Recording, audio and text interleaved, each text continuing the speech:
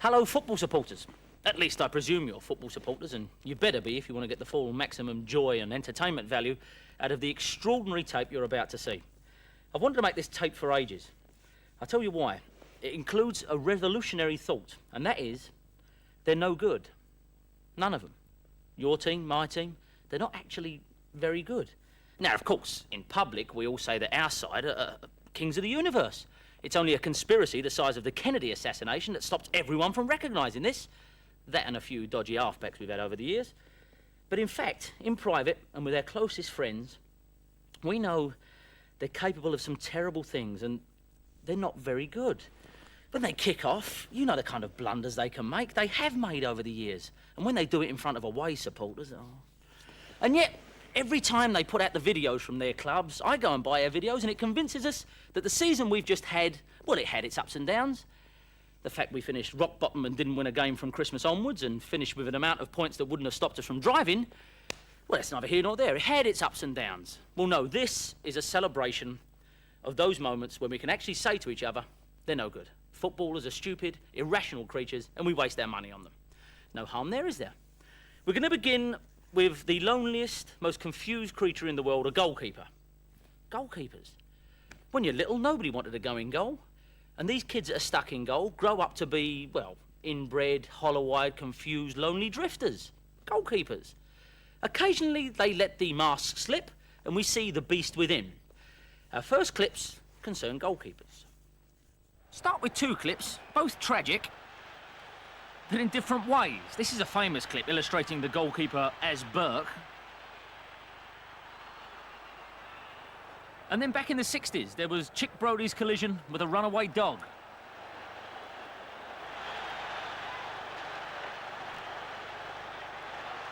Which had the crowd chuckling away, and I dare say commentators too. The sad fact is that Chick Brody, the goalkeeper, nearly had his career finished by this. He didn't play a lot more.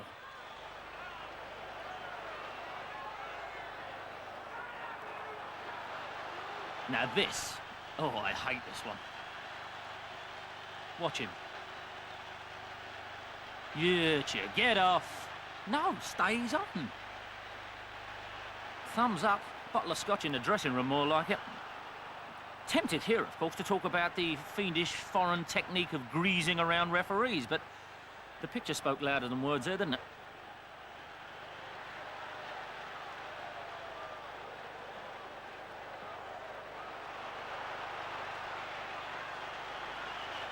In she goes. Now, how comes, whenever my team, and I suspect your team, get a chance like this, it goes out for a throw-in? Here, no. Look, how far is he out? And whack, first time, and it looks to me as if the goalkeeper could have actually got to this. Someone getting a drink?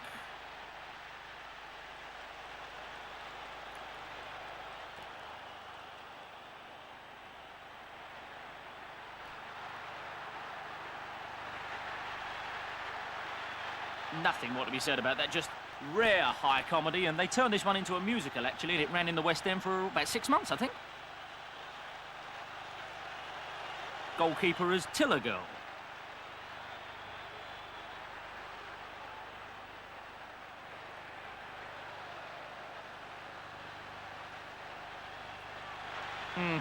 Totally inexcusable. Teammates turn away in disgust, not as disgusted as us, to see the shirts. Snug, 1970s shirts there, if I'm not mistaken. There must be a system introduced whereby you can dock a player's wages for that. Just a bit of dancing as it goes over the head, and look at the number 6, well pleased. Goalkeeper as Sleeping Beauty motif. And another one, please. The next one is exactly the same. Enjoy this.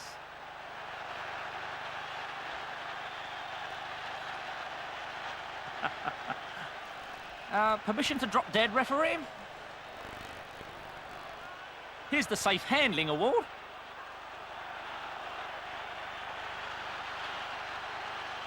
One of the few headers scored below sea level. That, have a look again.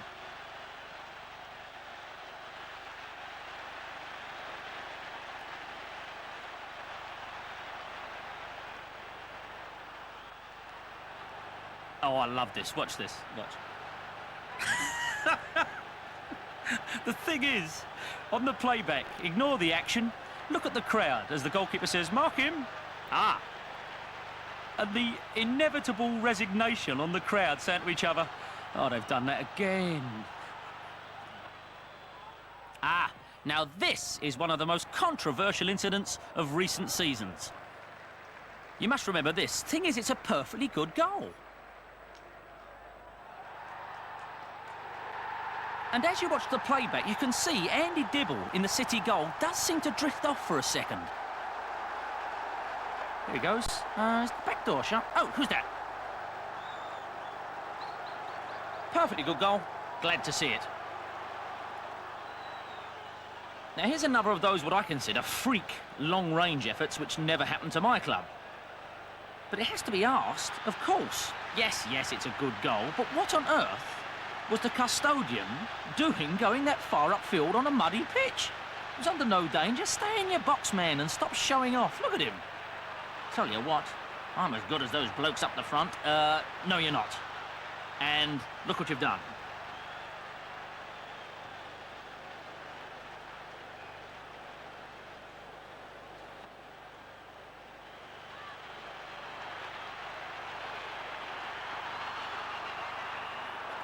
Rare-sighted double blunder there, as you probably noticed. Didn't even get the away side to score it.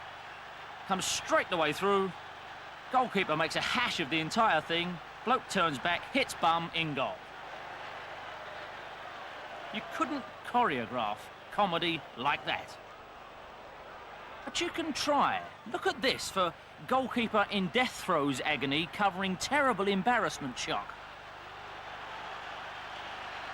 Goes down in instalments saying, oh, want to know why I missed that ball? There was a sniper in the stands and I've just been shot. Don't think so. There he goes, seems fine there. Oh, temperature rises, collapses. Is it a goal? I don't care anymore.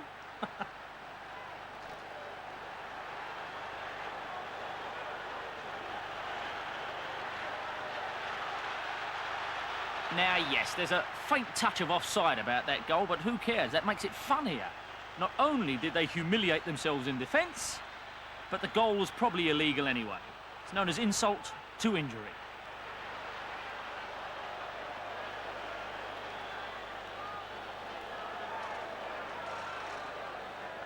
And here's number 3 of those long-range efforts that are born of naked opportunism that actually bear fruit. I must say, I myself have scored quite a few goals like that. But usually as the ball sails over the line, my wife nudges me in the ribs and says, you're making a lot of noise tonight, you're dreaming again.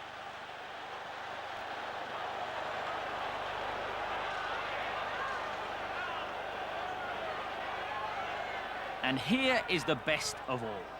This is the kind of incident that makes me believe in the 5th dimension. A set of circumstances that are so bizarre, well, watch what happens.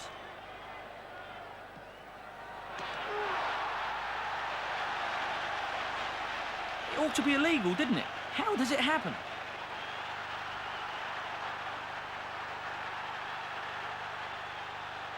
Not even a mother could give sympathy to a goalkeeper in this position.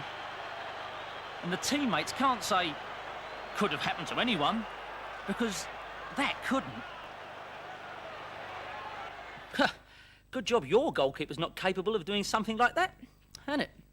OK, while we were showing those, we did get a few calls from goalkeepers' agents saying, well, what about the spectacular goals that goalkeepers score? Because they do, yes, goalkeepers score goals, and they're blunders as well when you look at it. But they're not as much fun, so you watch these and I'm going to change my shirt.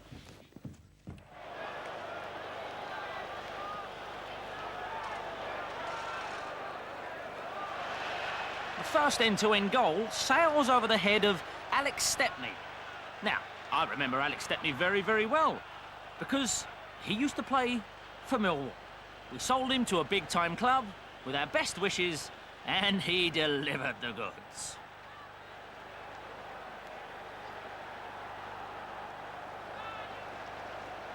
You'd think it should happen more often, wouldn't you? I mean, goalkeepers have a hefty boot. And true, we came up with quite a few examples of this. But, goal for goal, this is a relatively rare occasion you're seeing here. That's why the goalkeeper's milking it so.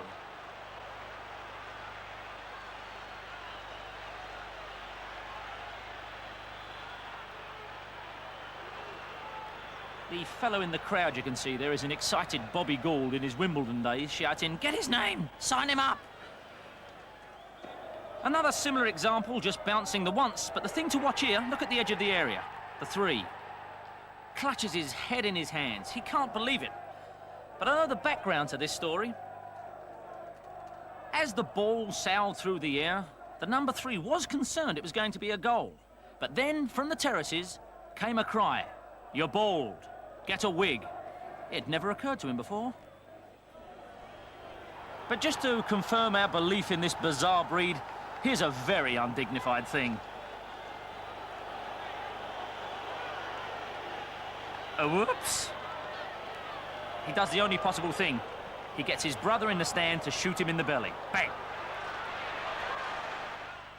You know, when they asked me to do this tape, I said, well, OK then, but I want it to be a real football supporters tape, made by a real football supporter for real football supporters. And there's 2 rules here. Firstly, I don't want any of that stupid, vacuous music played over the top that they do on other tapes. You know, it sounds like this.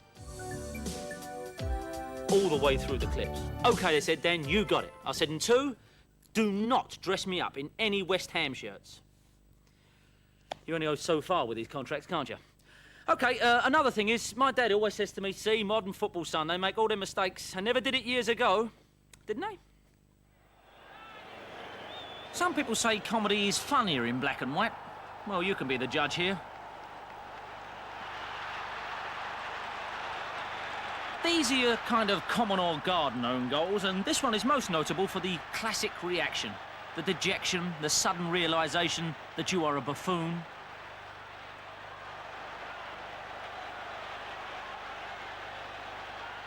Under a lot of pressure there, mate, weren't you?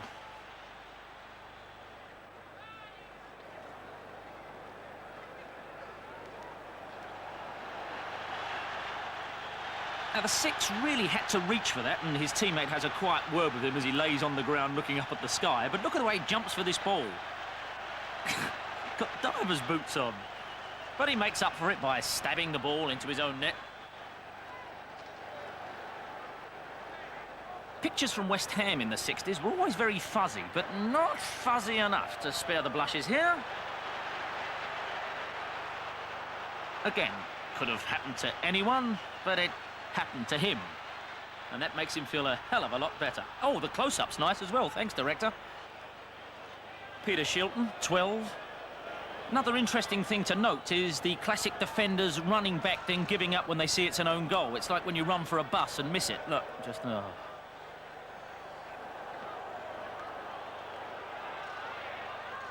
At first, it's hard to see what happens in this one, but if you look, the goalkeeper actually punches the ball into his own net. And then looks around for, where's that linesman? Surely there was some mistake there. Nope. It ought to be impossible, the angle he belts this ball back at. Sort of hitchhikes it into the goal with his thumb. Desperate lunge, they call that. Same match, Man City, Nottingham Forest. Exactly the same cock-up coming up. Defender takes the blame this time, though. Having a little nap.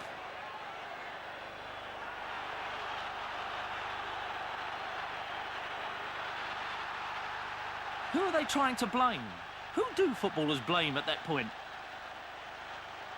Well, let's face it, nobody could blame you here, could they, except the players, officials, supporters and dependents of the club which pay your wages? Yeah, OK, Scotland scoring against England, but the upcoming bunch of clips all prove that defenders needn't necessarily work against attackers. Some defenders like to take the broad, flexible view and actually like to help things along, give good value for money, etc. A perfect example from the same game. Nothing going on up front.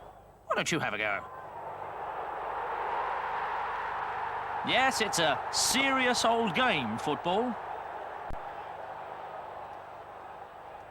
Pinpointed him, look. Must have been the clash of kits, I think, confused him.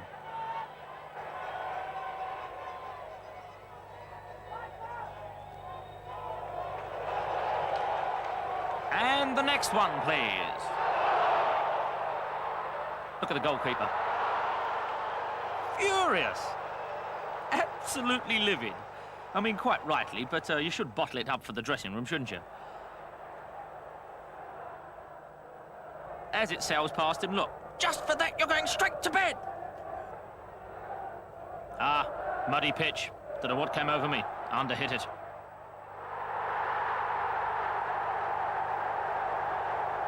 Matron, pass me my revolver. Going for a walk in the woods.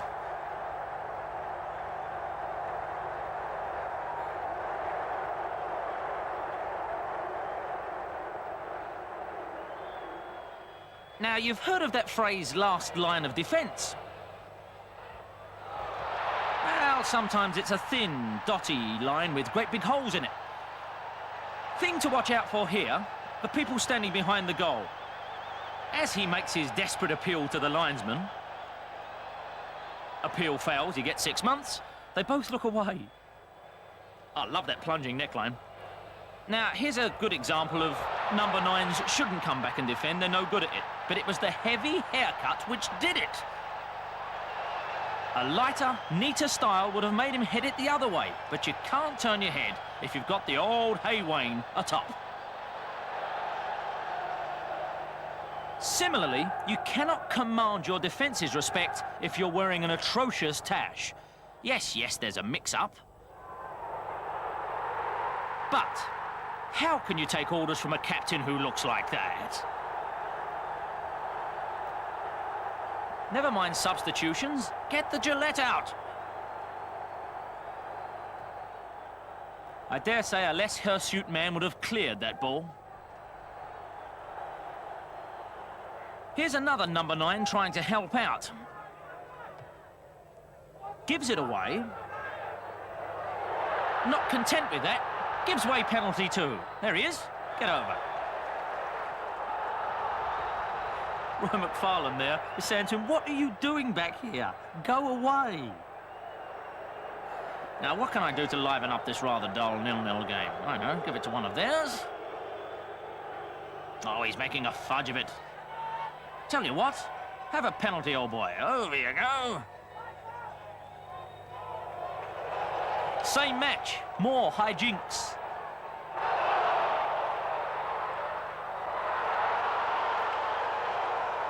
What with that and the penalty back pass fiasco in the first half, the mystery of why Derby County aren't the force they once were, I think is pretty much explained. Oh, and of course, Robert Maxwell. Ah, some legends at work here. This, of course, Malcolm MacDonald crosses. Tommy Smith makes hash of it. Chris Lawler, own goal. A selfless act, this, because Tommy Smith used to get a terrible mood if he thought he'd had a bad game. So what happens here? MacDonald puts it across. Smith embarrasses himself.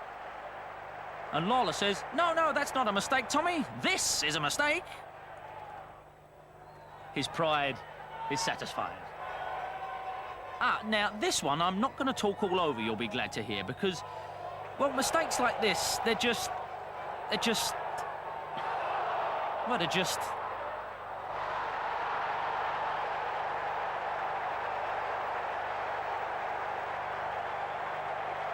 I love the goalkeeper who turns and says, why didn't he give the ball to me? As if that thought had never occurred to him.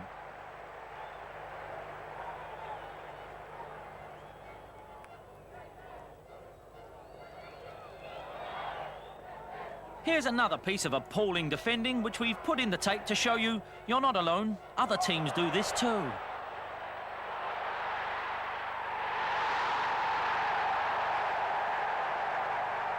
Looked extraordinarily like Pat Jennings scored that goal.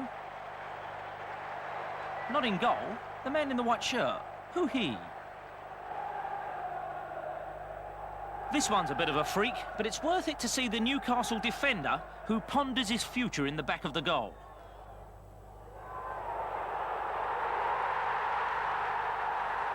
Could have had that job in a lumber yard. Come on, lads, let's get up and get on with it. Nothing a good spit won't cure. Like the way he reaches for the ball here. Would have gone out of play otherwise.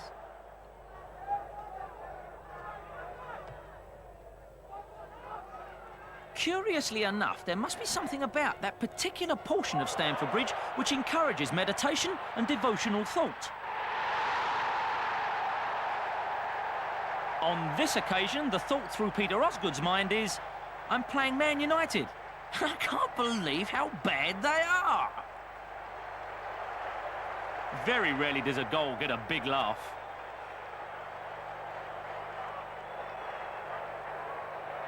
Now don't be confused. This is not Torquay v Wrexham. It's Brazil v Scotland. And tragic Scotland come up trumps again. How dare that man take the credit for it? It was his fault, but it's all explainable. You see, as the ball comes in at high speed, all those Brazilian attackers put him under pressure. The night this game was on Match of the Day, the audience must have been enormous. Everyone remembers this.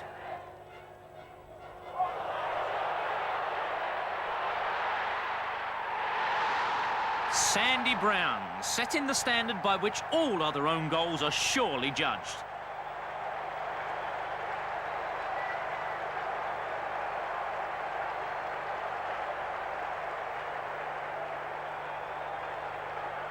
As they say, he doesn't miss those. He launched himself and found the one spot the goalkeeper simply couldn't get to. Comedy of errors may be an overworked phrase, but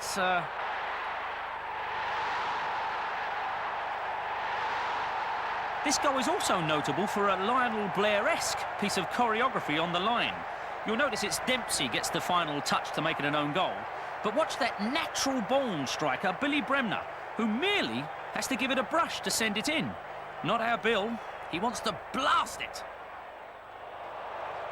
But misses.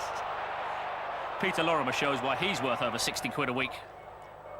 Now, Luton v Plymouth is always a classic fixture. Good, humorous own goal, topped off by goalkeeper with his boot caught in net routine. And the kids' faces showing what a fun family game football is.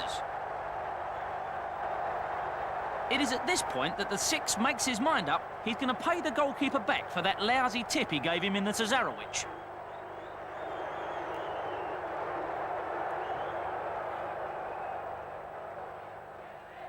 A double X feature, this one. First, the unsavoury back pass. Then the 10 gets his reward. A hug from Kenny Hibbert. Always well up in the Bears bum lookalike awards, Kenny.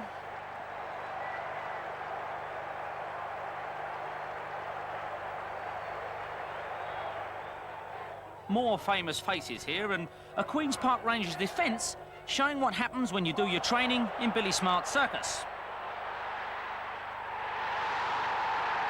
Now, believe me, that manoeuvre was not as easy as it seems. No wonder the boys look proud of themselves. Lesser defences would have cleared that ball, not the Rangers.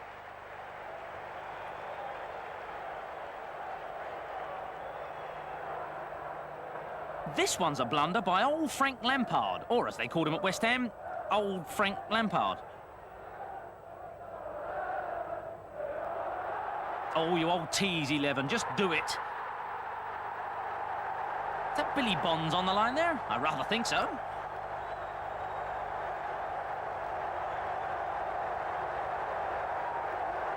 Frank, sporting a disagreeable beard, looks up and with precise geometry gives the ball back to the opposing number 9.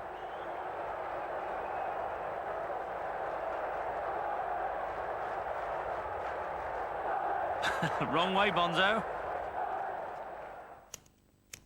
Burn. Burn. Just a little gag there, Hammers fans. Yeah, Wolves, that's better. Never forget Wolves coming to Millwall in about 1969, and Derek Dugan had a bust-up with our big number 6, Tommy Wilson. And Tommy Wilson chased Dugan all around the outside of the pitch until Wilson was restrained by the officials. And at that moment, a fan leapt out of the stands and said, "I'll get him for you, Tom," and carried on the chase like a relay match. He was just about to catch Dugan when the referee blew for half-time, and for some reason this bloke responded to that and went back to his seat. Can't get that anymore, of course, and probably quite rightly. But I've always thought Wolves a bit of a lucky side. with a little help from Ardo of Holland, who scored 3 own goals in one game. That one was absurd and is celebrated by Derek Dugan. It's called taking the push off, mate, would you? There it is, gets down at the narrowest of angles and surprises, to say the least, his goalkeeper. Interesting angle on number 2 here, and by the way, they're all in the same half as well. Watch on the edge of the area. The number 2 can't believe his teammates can be so foolhardy. Have a look. Bald chap on the edge of the area. Thinks, what am I doing in a side like this? However, a few minutes later... Aye, aye, Baldy! I'd have said so. It comes crashing in, and this is the precise moment when Paul Daniels decided to give up football and go into the entertainment business. QPR. I've got no problem with QPR. I've always thought they're like a courtesy side, like a kindly old aunt that you can't feel too badly about. They're no trouble, are they? Now, I think they're taking all the fun out of football. This is not a school of thought, it's a fact. I mean, you can't stand up at grounds anymore, you can't swear at grounds anymore, you can't have a drink at grounds anymore. And of course, with the introduction of the back pass law, you're soon going to be denied seeing those wonderful, spectacular, inevitable own goals that, as I said earlier, all our teams are capable of. So the upcoming chunk is in celebration of that grand era which now may have sadly passed. Think of it as like one of those programmes they do on porpoises and penguins and whales. They're dying out. Let us love them while we may. Peter Shilton, now 15, hoofs it upfield. But don't worry, Hammers fans, you're safe with Walford. And McAllister. Of course, the ball, yes, it was going out until McAllister's trusty glove tipped it those few inches the other way. No wonder he's furious. With who? There it is, heading for the Ghostbusters sign. But who are you going to call? Your agent? Oh, I was hoping this one would show up. I was at this game. Millwall in the yellow, Crystal Palace in their foul and loathsome showbiz kit. Jeff Hopkins with the disaster. Listen to me. That's me screaming and shouting. How little I know. We eventually shared 7 goals, as they say, with Palace this day. Lost 4-3 to virtually the last kick of the game. But some consolation, this gave us the lead. And Jeff Hopkins, thank you, thank you, thank you. And now a very surprising mistake from Stuart Pearce of Nottingham Forest. At least, you may not think this is Stuart Pearce's fault, but Terry Wilson, who actually scores it, seems to think it is. Look at that. You should have been covering that, Pearcey, he's saying. However, if you look at the replay, you'll see that Terry Wilson does make contact with the ball, and the ball just creeps over the line. But what was Stuart Pearce thinking of? This is Lucky Wednesday again, and at first this looks like the most bizarre own goal of the lot. But on replay, watch as it comes off the Luton Six's face. Blame Stuart Pearce, I say. And while we're about it, here's another deceptive angle. At first it looks like your Commodore Garden Messi own goal. Paul McGrath, of course, but look how spectacular and what an effort it actually was. Pick that out. Now, what's this one? It's a... Oh, now, come on. I'm going to have an argument with the people behind the scenes here. I told them to leave this one out. There's nothing funny in it. It just comes off of Eric Young's... Yes, yes. Now, grow up. Just because it doesn't come off the head of the boot, that was his hip. Have a look again. It comes off his hip. Over it comes... Oh, no, you're right, actually. Yes, it is. Yeah. But it's still not funny. Oh, you are enjoying yourself. Yes, I remember this too. Luton Millwall, that's Mick McCarthy scoring an own goal, but the fact here is this was Mick McCarthy's debut. Now, as I speak, Mick McCarthy is Millwall's manager. This is how he arrived at the club. And not content with that... Oh, yes, you've got that one too. Not content with that, in the second half of the same game... What a signing he proved to be eventually, but who'd have thought it from these rude beginnings? You're still giggling about Eric Young, aren't you? Another Millwall export here, Tony Cascarino, who I personally have a lot of time for. And I'm sure the Villa fans did. A lot of the time. But let it go on record, he scored at both ends during this game. It's just that on this tape, we're showing the one he wants to forget. Bang. Happily, defenders can still head the ball back somewhere, like an exocet. Wonderful bit of theatrics from Connor, who played for Brighton in those days. Love the way he lays on the floor for a few seconds like a dog waiting to have his belly tickled. Over it comes. And the winner of the Sandy Brown Memorial Toothbrush Rack, Connor of Brighton. Perhaps he should have paced himself, been deft, more daring. Yes. Couple of inches and it would have gone out for a corner, and where's the fun in that? That's Ernie Howe. Ipswich now, showing they are the founders of the conglomeration game, football, pinball, skittles. It never caught on, I don't know why. Alan Hunter showing dignity, always dignity. Back now to our endangered species. Mixed reaction in the crowd, but how inevitable this goal was. Look at his pose. That is always going to be an own goal, isn't it?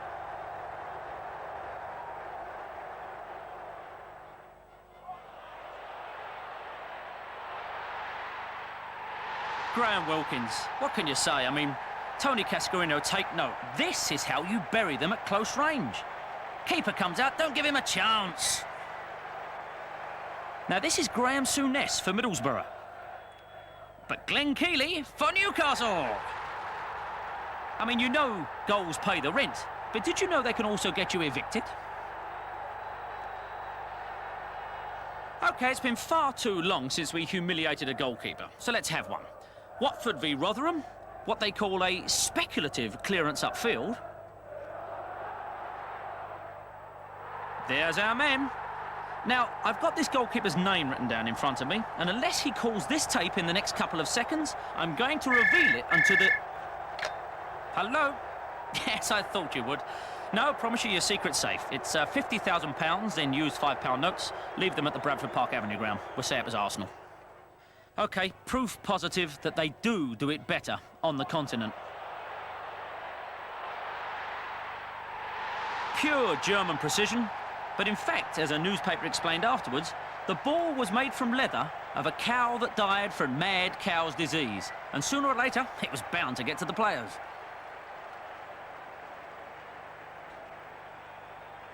So 35 minutes gone, Coventry 0, Liverpool 0, and the ball in the safe hands of Kilcline. Oh, that's a disaster for him. Barnes, 1-0 Liverpool. A disaster for Brian Kilcline. But at least he's safe in the knowledge that this terrible moment for him won't be dug up and replayed over the years on some facetious collection of brain-dead back passes. That really would be adding insult to injury, and Brian Kilcline knows that we're going to burn the film as soon as this game's over, which eventually his team will go on and lose 3-1. A bit of fancy jiggery-pokery goes awry, setting in motion a course of events crowned by an explosive header from David Cole of Torquay. We noted the goalkeeper's prone come-and-get-me-big-boy posture. But basically, you shouldn't try jiggery-pokery if you're Torquay playing at Tottenham, because as the wise man once said, I'll have jiggery, but I won't accept pokery. Nothing special about this next one, but it is just about the most typical incident in the entire tape. How many times have weekends been ruined by thoughtless, idiotic moments like that? Usually the 88th minute. And in a recent survey of members of the Kennel Club, dogs said that a lot of their kind are kicked on Saturday night because of stupid, boneheaded Derek Mountfield type. Hey, dogs, boneheaded, that's rather good, I'll write that down. Everton again, this time against Sunderland, and it works in their favour. Really want a savour, this, watch. And if you're like me, on the close-ups, don't you like to look at the faces in the crowd? The impetus, plus the spinning of the planet Earth, leaves him was something of an excuse. But look at the goalkeeper. Talk about go down in instalments. Everton again, and again in their favour, but this time the hero is the enormous figure of John Lukic. In she goes, and note the man in the bobble hat behind the goal, using just a couple of words where probably Motson is using 5,000. If it's any consolation to you Highbury fans and to Mr. Lukic himself, this was the only goal of the game. Other point to note, Tony Adams' desperate lunge. And I'm sorry, Tony, but it has to be said, you made a bit of an ass of yourself. Hee-haw, hee-haw, hee-haw. Oh, now we are talking premium top-draw, grade A own goal. Oh, come to Papa, Andy Linegan, the mother of all own goals, surely. But you know how it is. You are frustrated. You've always wanted to be an attacker. You have a kind of flashback to the old schoolyard. The red mist comes down and... who could resist? Now, potentially one of the greatest moments of Glenn Roeder's career is coming up. Except for number 4, David McCreary. Glenn almost clears his lines. He can see the headlines the next day. Roeder saves Newcastle. But McCreary sends them down the toilet again. Wimbledon's Hans Sagers here on a cruel twist of fate. Most extraordinary thing about this, who are all those people behind the goal? Of course, normally they would be the away support. But this is QPR v Wimbledon. What away support? What home support? Who are those people? Actually, there is a suggestion that it's all the potential buyers of this video who just wanted to see themselves on television. Of course, Liverpool have been going through, by their standards, bad periods in the last few years, and everyone's got their theories on what it is. You know, did they ever recover from the Shankly era, the Keegans, the Toshaks? What about that Arsenal game, the last kick of the game? Did that really have an effect on them? If you ask me, it all began, the decline, with Ronnie Whelan, that goal. What do you mean, what goal? You had to be in that Sunday afternoon when this was broadcast live to the nation.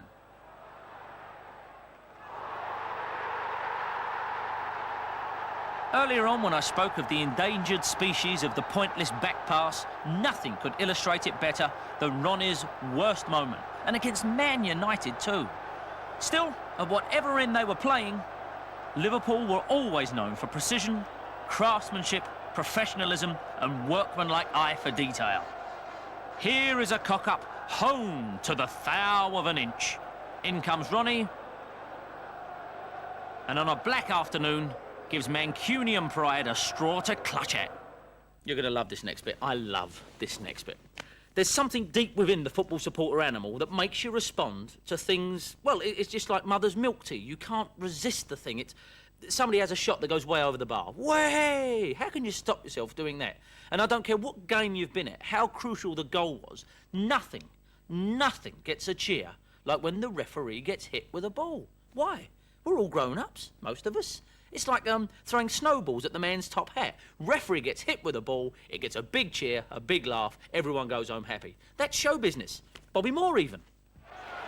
Jeff Hurst may have had the penalty technique, but when it came to heading clear, Bobby had some power.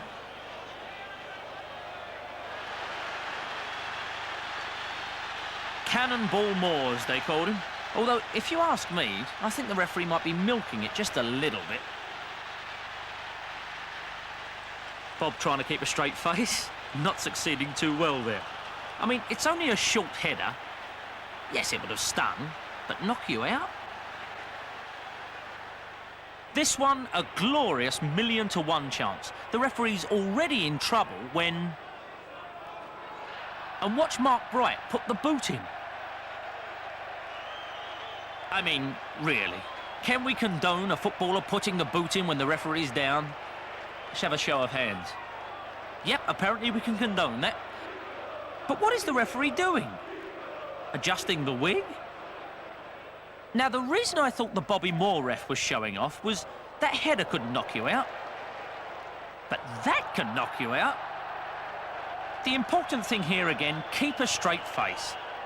Don't be seen giggling like schoolboys. And don't fill in all the gory details for your mates. Apparently this official could have chosen two courses, being a football referee or a boxing referee. But who fancies catching a right-hander from Mike Tyson? When he got up, he booked Stuart Pearce. This is a famous clip, and perhaps the most unsavoury view TV cameras ever brought the viewing public. Ugh. Why he holds his nose, nobody knows. But when he brings the play back, we can watch the replay and see how the referee offered the player the opportunity to run through his legs.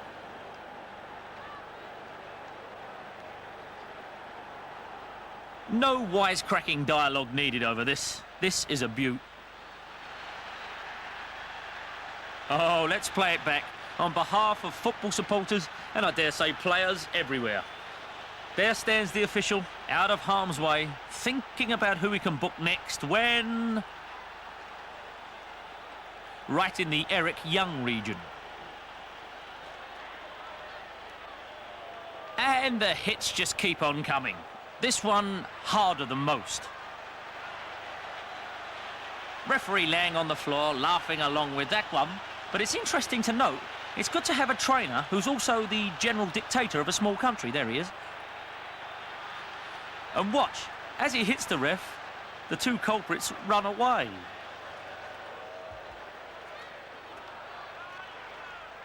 Mind you, not all refs are wimps. This one must be Vinnie Jones, old man. Look at this. Come here, you. Come here, I'm going to book you. Come on, shut up. I said shut up. Though this player must have worked with a ref before, because the first thing he does is hold his hands. But you've got to watch these refs off the ball. Referees are the only bone of contention I've got with the Premier League, actually. I mean, you can't sing "Who's the blank blank in the green." It doesn't have the same emotional impact for some reason. Anyway, I've got letters. We've been sent letters while we've been on the air here today. And this one says, Dan, as an England supporter, I thoroughly enjoyed the recent European Championships, and I wonder if you've got any of our heroes in action. Well, luckily we've got the King of Kings himself, Mr. Keith Curle, doing what he does best. And by that, of course, I mean defending. This is an unfortunate instance. I mean, Keith is not known for blundering, ham-fisted mistakes. Not for Wimbledon, anyway. At this point, I would like to say hello to Carlton Palmer and Martin Keown. Can you make the connection? Of course, you don't have to be an exciting, top-of-the-range England performer to score a good own goal. John Polston is a player who, frankly, nobody's ever heard of. But he pops up here for Norwich. And once again, the consolation for John and the Norwich supporters is this was the only goal of the game. But for this, the players would have certainly got something like a draw bonus, if there is such a thing. We're going to see Tony Daly do an innocuous shot towards Tony Norman in the Sunderland goal. Look at the reaction of the man in the red jumper right behind it. For students of this sort of thing, on the replay you might want to ignore the man in the red jumper and look to the right a little. It's the bloke in the blue shirt. If the man in red couldn't believe it, the bloke in blue really can't believe it. This is Vinnie Jones scoring an own goal. Oh, no, he cleared it. I'm sorry, I must have got this wrong. Where's me notes? Oh, no, nothing wrong with that one. I do apologise. Took me by surprise, that one. Vinnie, you old tease. You like to keep the audience on the edge of their seats, don't you? Just like Psycho, in fact. Yes, he cleared it the first time, but he's not going to make that mistake twice. The Wimbledon mystery continues. Here we have Mark Nicholas giving a crafty backward glancer to outfox his entire defence. No jumping up and down there. Very little celebration there. And yet we can hear people cheering. A good own goal, skidding off a greasy surface, Mark's forehead, and straight into the corner of the goal. But note the early forerunner of the Arsenal mural in action. Now we see Palace defender Richard Shaw caught in two minds, Abbott and Costello's.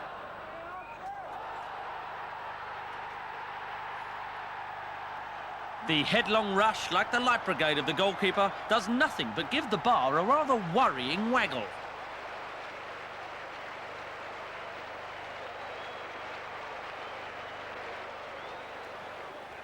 Yet more quality England defending. This is Gary Pallister, or as he's known, £2 million Gary Pallister. Now, that's got to be worth seeing a couple of more times. From this angle, we can clearly see the way it comes off the tongue of his boot. Always call those ones looping in, but Gary said after the game, I saw it coming across and I thought I'd play safe and put it out for a goal. But you can probably see there's a couple of themes developing here. The kamikaze England defender and also the valuable Millwall export like Neil Ruddock. Smiling boy Neil believes in one-touch football, and all together now, that's all the touches he needed on that one. Of course, it was a snowy pitch, and there is the lesser-seen orange ball. Always wonder where they keep the orange ball for the rest of the year. They say there's no such thing as a sure thing, but as this ball enters the area, if you could freeze the action, well, it's obvious. And the one thing Neil Poynton doesn't need at this time is a lecture, especially from a goalkeeper with an equally preposterous moustache. Yep, goalkeeper calls, leave it. Neil ignores it. Earlier on, I said nobody's ever heard of John Polston. Well, in East Anglia, he's a legend. Well, perhaps not a legend, but his name never fails to get a big laugh. Has something to do with wearing boots that are the shape of Toblerones, I think.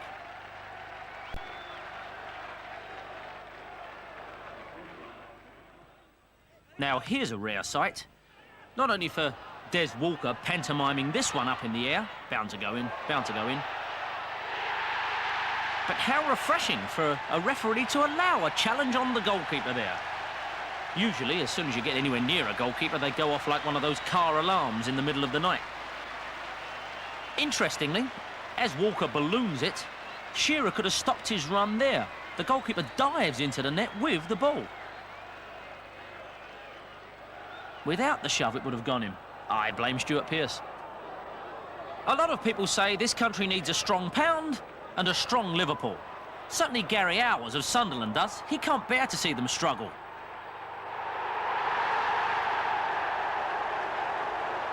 It was all done with the best of intentions.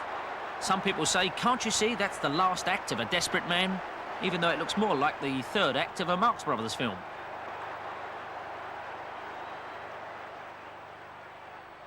We'll end this section with a bit of pinball from the Dell. And a sight that's guaranteed to warm the hearts of all Northern English football supporters. Thousands of joyous, writhing cockneys. Yeah, don't include me, I hate Arsenal too. Strange thing about this goal, it was credited to Alan Smith on the night, and still is in the record books credited to Alan Smith. All right, so no Southampton defender wanted to own up to it. So let's put this one down to Keith Curle. Well, Keith's a close personal friend of mine, and I happen to know he's laughing along with that. I said earlier on that the pass-back rule means that you won't get those spectacular long-range own goals anymore. Of course, you can still pass back with your head, but ask yourself, when was the last time you saw someone score a spectacular long-range own goal header? Yep, here it comes. Everton's Mike Newell, a bullet, an absolute thunderbolt.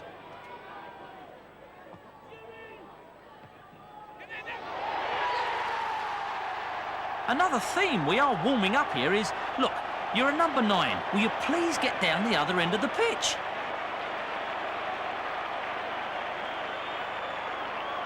Because centre-forwards in their own area, they start to hear the jungle drums. They see the net, the penalty spot, the old bloodlust. In it goes. The next lot of clips are the inevitable Paul Gascoigne character clips. But I do want to say, I do think Paul Gascoigne is the best footballer in the world.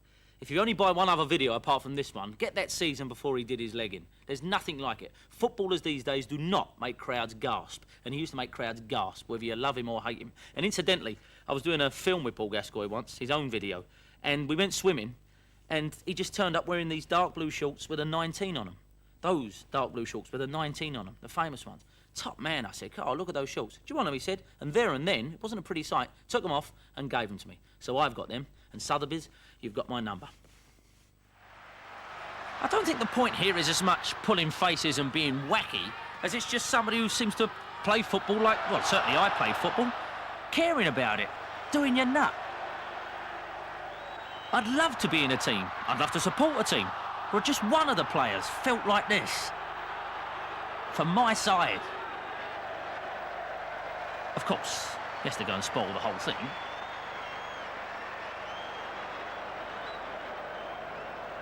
This next incident came after a whole week of insisting one England physio keep his head covered up. Can't think why. Then there was this, of course. Yes, professionals should be above that sort of thing, but we on the terraces aren't, so... Also, it's informative. I hadn't noticed how ugly Sid Cowans was until... But in the end, there's absolutely no excuse for such shameless showboating to camera as this. But lest we forget, Paul Gascoigne, best footballer in the world, and top man too. Well, most of the time. Aye, cue wacky music. No, cut it, didn't mean that. They knew how to make badges back then, didn't they? Look at the size of that badge. It's like having a Christmas card on your tit. How about, if, as I'm wearing Nottingham Forest, if I did the next link in an amusing Brian Clough voice? What do we say, everyone, eh? That's what they want on football videos. That's what you all like, isn't it? All right. Mind you, to do this tape, I insisted on 2 clips specifically being involved. One was the bloke taking the penalty, and 2, the bloke in Ireland missing that open goal. So here come the next clips. 1, a bloke missing a penalty, and 2, a bloke in Ireland missing an open goal. A thing of beauty is a joy forever, and no matter how many times I see this, well, it's the kind of incident that makes me feel that nothing matters.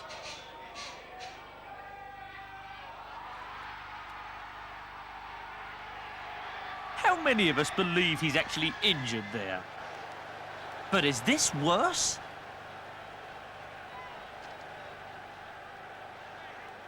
There's always people on terraces who shout, "My mum could have scored that."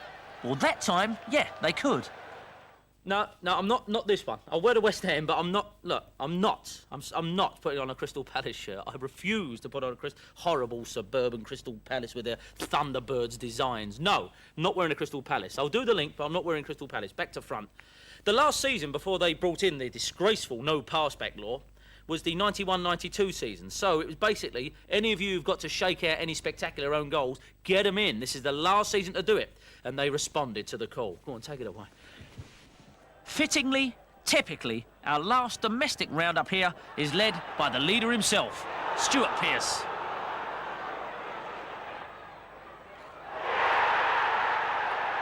Was a very tight angle, impossible some might have said, but not for Stu, the hard man. Doing it the hard way. Naturally, he blamed Norwich's John Polston. He would have blamed Keith Cole, but Keith was grabbing the glory himself over at Highbury.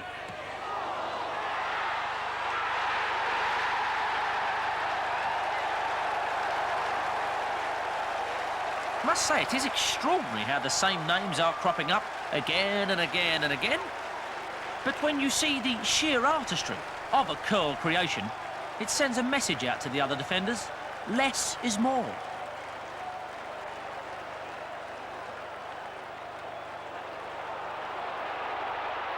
But fortunately for Wimbledon, there are some excellent youngsters on the way up. Gary Elkins has been playing alongside the master and knows exactly how to do it.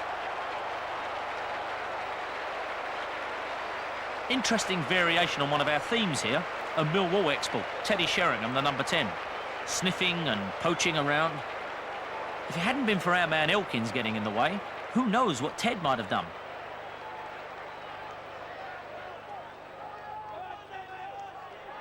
So, if there's more than one Keith Cole, there's certainly more than one John Polston. That's Norwich's Mark Bowen there. We can see what's happened.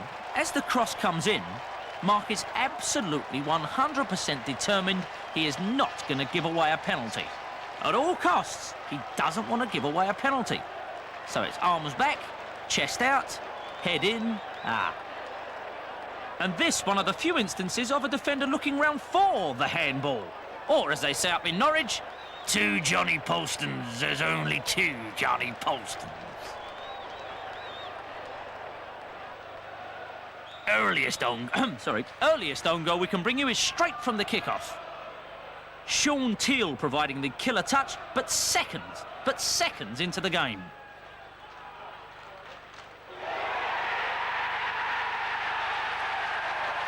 Just the sort of start when you look round at your friend and you think, how much did it cost to get in here? What a wonderful season shaping up in prospect.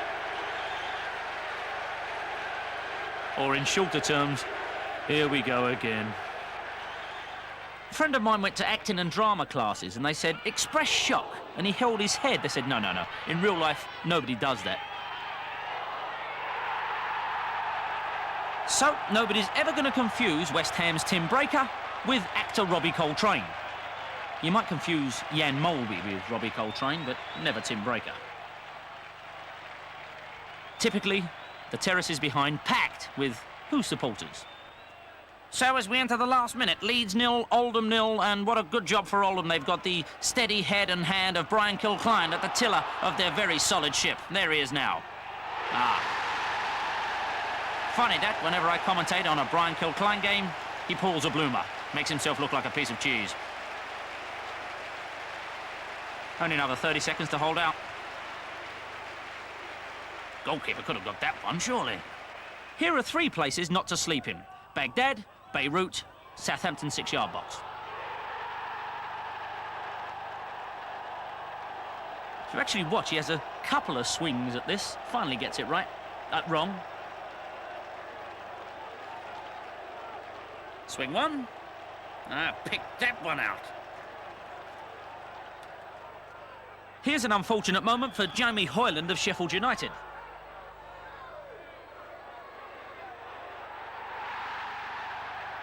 The only satisfaction we can derive from seeing this again is if Jamie hadn't have got there, Paul Ince might have done.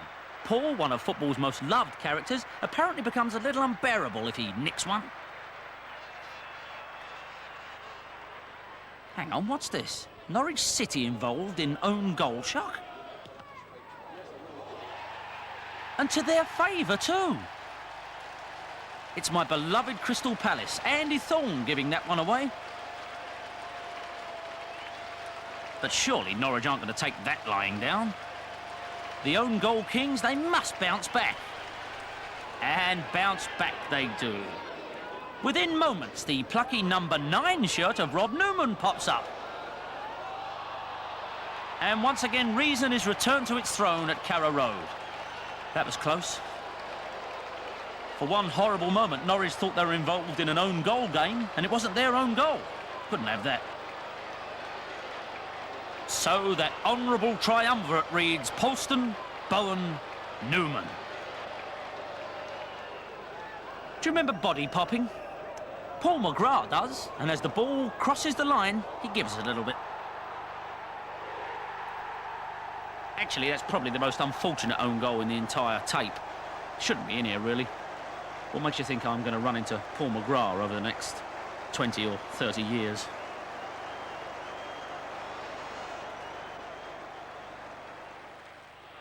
It's our favourite combination. A penalty box and a number 9 shirt come back to defend. This time, Graham Sharp. They just can't resist it. Let the dog see the rabbit, and bingo. Like a referee getting hit by a ball, like a policeman having his hat knocked off. Liverpool conceding an own goal in front of the Kop is a delicious sight to see. Watch the ball come back. Nicky Tanner makes his view clear. Of course, it's a fairly almighty cheek for Bruce Grobbelaar to turn around to anyone and say, look at the danger you put us in. And if you ask me, Bruce's hand could have come out another half a foot and stopped that. just down the road. Are Manchester United going to take this new Liverpool initiative lying down? Not if Mel Donaghy can help it.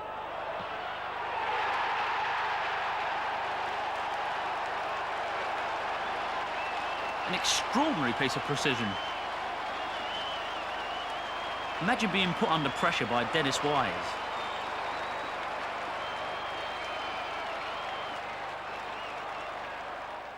Why, it's our old friends Nottingham Forest and our old friends Coventry. A Kilkleinism coming up? Can't be they've sold him. But who's this? David Smith. The king is dead. Long live the king. Handsome Steve Ogrizovic has his say. Mind you, David Smith. Can't seem to place a David Smith. Still, I suspect if you'd scored an own goal like that, would you have given your real name? David Smith, a likely story. And for people who like continuity, that's Stuart Pearce coming into your picture there. Blame him. From one bizarre name to another, David Smith to Clive Wilson? More fireworks. That's actually more like it. It's been quite a while since we've had one of those hoofed into the roof of the net.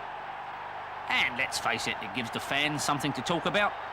In every pub, wherever you go, for the rest of your life. Little competition for you now. This goes in off yet another England defender. Which one? Kind of tricky, huh? That's Notts County celebrating. Coventry City gave away the own goal, so who would it be?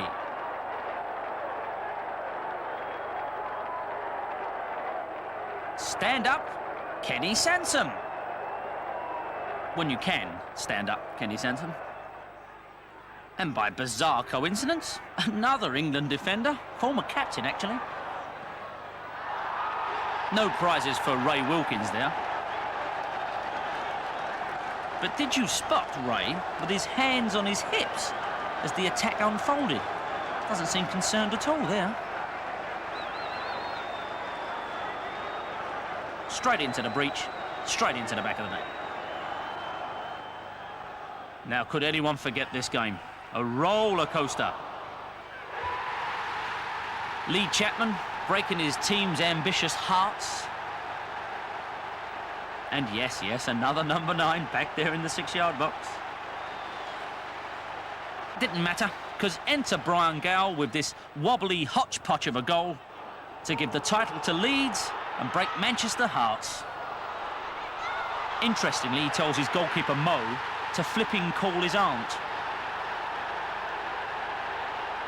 Doesn't he?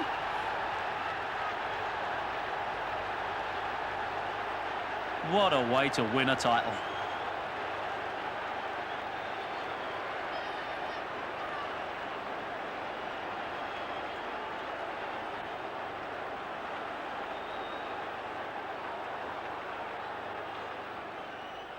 Similarly, another strike that needed 2 touches comes from Steve Walsh of Leicester. 1, 2. See the Taylor reports in full effect there.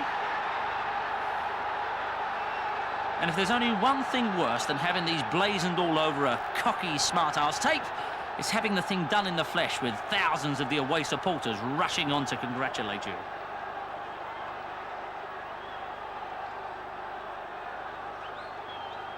OK, just throw us another one. Give us the Ipswich. Yeah, we did a little poll before we made this video up. We said, which own goal do you remember most from recent years? Which would you say is the most humiliating, showed the player up to be, well, what players look like when they score own goals? Who was loathed most by his teammates? The most unnecessary, stupid, mindless own goal? It was a clear winner. Topping Bohemian Rhapsody by Queen was still Lee Dixon's spectacular... Well, you know the one. And it's got all the ingredients. The league champions. The nostalgic, over-the-top pass-back. All those Arsenal supporters we saw jumping up and down earlier on. Not jumping up and down. And, of course, it's an England defender. This tape should sell very healthily in Scotland, I think.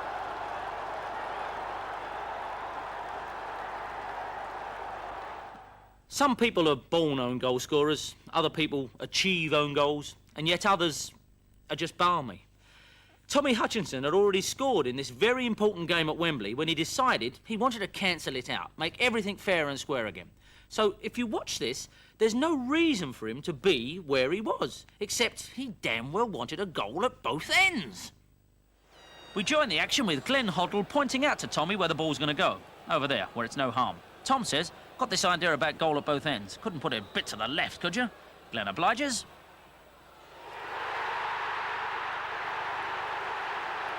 Joe Corrigan takes this all rather well. And Tom the Tash takes it like a man, while bearing in mind it's Wembley. My family's here, my in-laws are here, that brother-in-law I don't like's here, and there are 50 billion people watching in 17 different nations.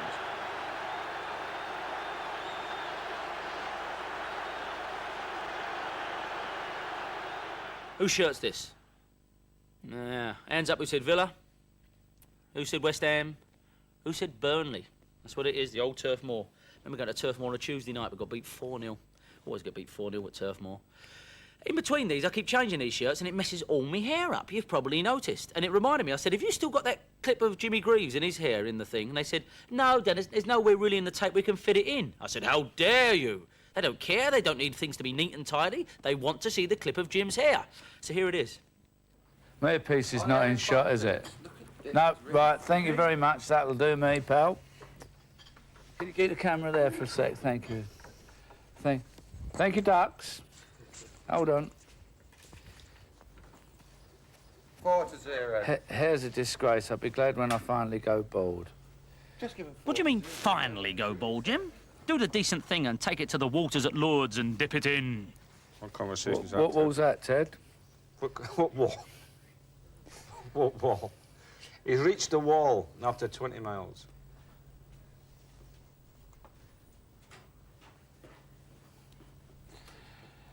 Oh, bollocks to it. LUFC 1972. Gary Sprake was a funny comedy goalkeeper, wasn't he?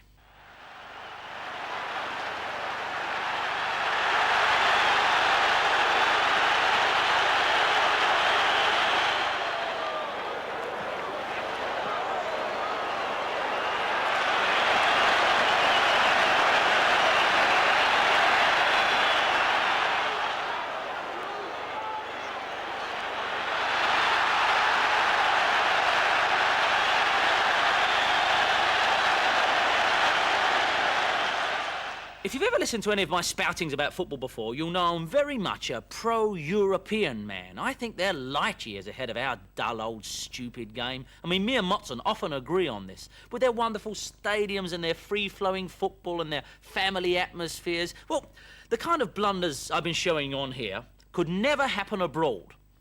Cue that big fat sequence where it happens all the time, would you? The song says it's very dashing, the Continental. Oh, yeah?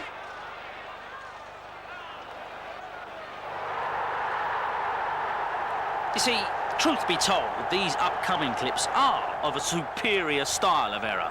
A graceful, free-flowing error that we just don't see in this country enough. For instance, even a goalkeeper, basic requirement, be able to kick the ball.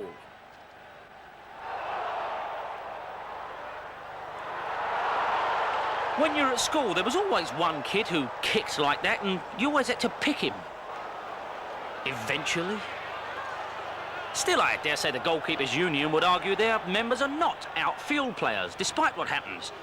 So, OK, let's make the basic requirement should be able to punch the ball. Away from the goal. Actually, if you look back, fair enough, it is a foul. Usually referees give that. This time they didn't, and I'm glad. This time the goalkeeper remembers the right direction. And it goes that way, for a little bit.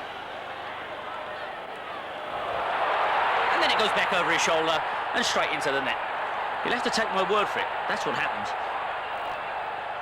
It ought to be against the law, instead of just the laws of physics. And what about those dead-eyed continental strikers?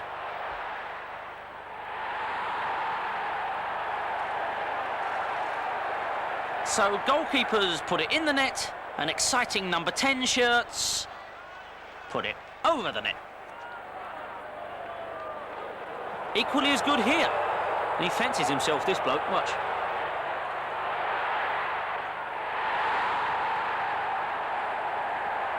They tell me that this number 8 never got up again. They buried him where he lay. And all that remains is a little mound with some flowers on it.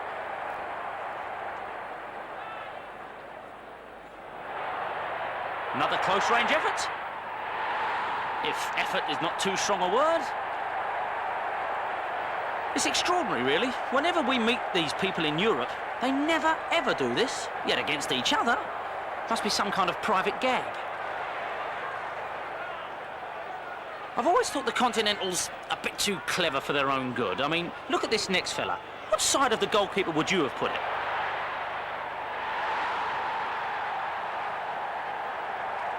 He could already see the headlines the next morning. Got it in from the narrowest of angles. Next time, mate, try the fattest of angles. Perhaps being more central is the key. No, that's not the key. No, obviously it's not the key. I mean, that kind of mistake you wouldn't accept from a mate of yours when you got shirts down in the park, would you? And as the president once remarked, you ain't seen nothing yet. This is one of the few occasions when the manager said afterwards, that chance was as easy as it looked.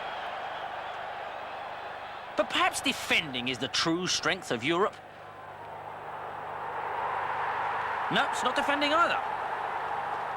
And by the way, isn't it reassuring to see yet another of those spectacular, magnificent European stadiums here in all its glory?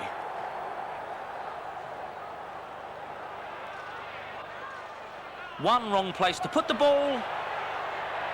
He finds it. Kind of a mental black hole takes over. Look at the last line of defence there. Did a three-point turn before he discovered what's wrong. Same game. Same team. Same result.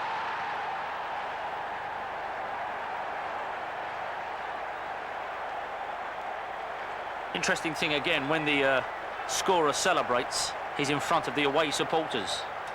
Obviously more liberal referees on the continent. Look at the misery behind that goal. Sometimes they're just misguided balls without looking, and sometimes they actually look.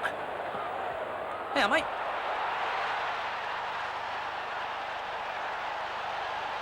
Must have took an awful long time in the training ground to get that absolutely right. He accepts the ball here, and then springs the defence. I like the way the five even had the cheek to look round for a linesman's flag as he let it go. They like to think they can outwit attackers. Who'd guess it was going that way? Watch for a great reaction from the number 3. Yes, here it is. He's thinking, look at this, as I make him look pretty silly. Ah.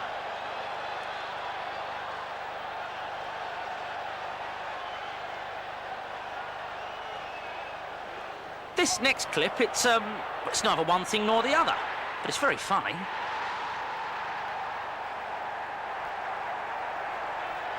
Love the way the number 2 tries to change shirts during the match. There.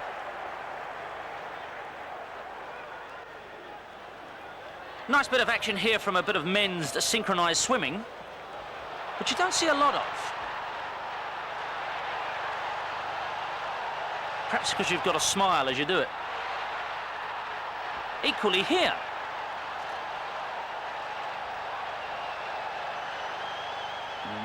Nope. How'd you feel, mate? Still, I dare say in a couple of minutes the line would have washed out and met the ball. This is Holland v Russia. Big international. No time to make blunders like that. Oh, and like that. Entirely the goalkeeper's fault on both times. A, came too far. B, he's not very bright.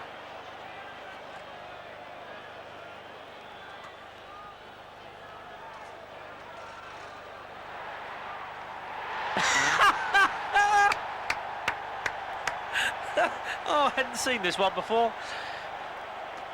What a joy.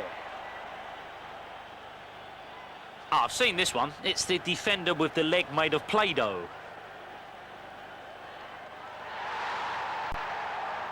Yes, we're in Europe, all right, where those deft, subtle touches make all the difference.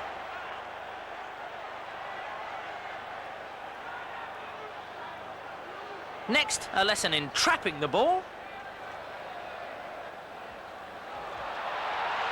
And the travelling army of supporters go absolutely wild. Must have been quite lonely up at that end. If you look, they've taken their toilet roll and made little messages out of it on the fence.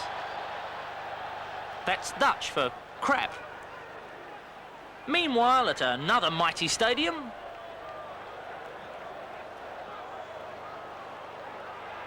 brilliant, eh?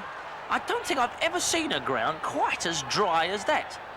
Can games be called off for, well, what's the opposite of waterlogged?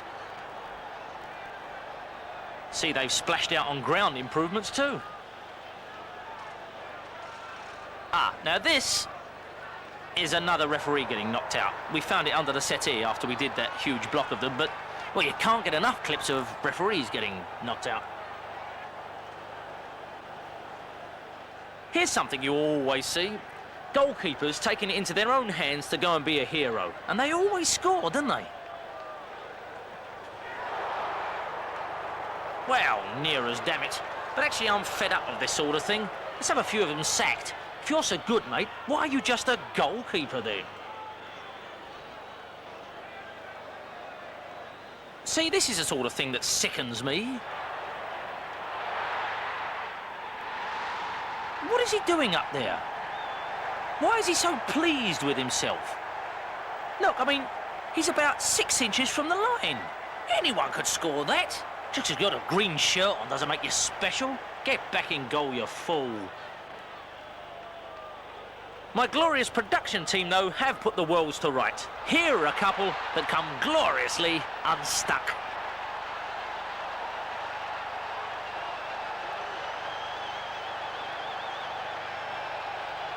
Thing is here, if you are going to make a name for yourself, at least get into the area. There's no point a goalkeeper loitering around on the edge. And this is the result, you see. Worth noting the photographer getting hundreds of snaps. Every second, mate, you do it. But if you want to see how you should finish, this is how you should finish. Goalkeeper makes terrible error. And I don't know about you, but when I play with the mates and you got an open goal, you have to do that. You have to hit it 100 miles an hour across the line, just to underline the calamity this number one has brought upon his team. Of course, if he really wanted to rub it in, well, you know what it is. You get it to the line, you get down on your hands and knees and just nudge it across with your head. But let's be professional, shall we? The reason I've got this down on goalkeepers is because they're always so swift to blame. Look at the look this fella gets. Right out of the Peter Shilton book. Peter Shilton used to blame his defence when penalties went in. Turn round, banging his gloves, shouting, "I'm going to give you such a pinch." Love this one. And see the Union Jack in the back there. From the Union Jack you can hear, "Blame Stuart Pearce." And this was inevitable. Never try to trap a fast-speeding ball across your own area when the goalkeeper's just missed it. In fact, never try to trap a ball, mate.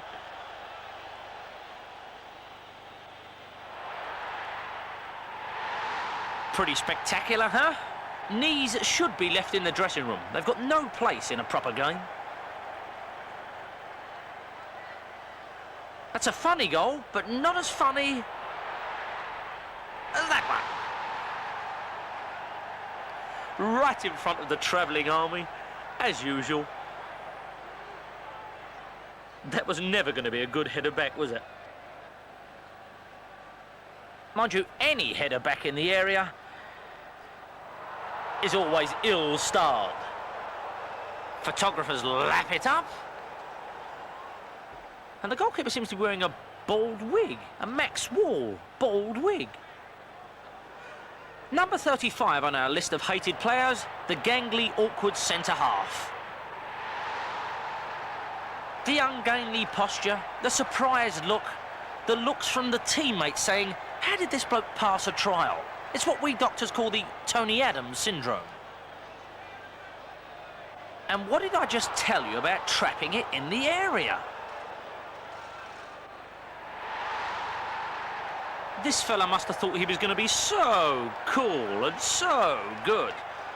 In the end, he's left with the advice, if you ever got to see a mind reader, never pay more than half price. Of course, own goals don't always have to be someone's fault. Sometimes they're just unfortunate. Random misery, despair and career crisis.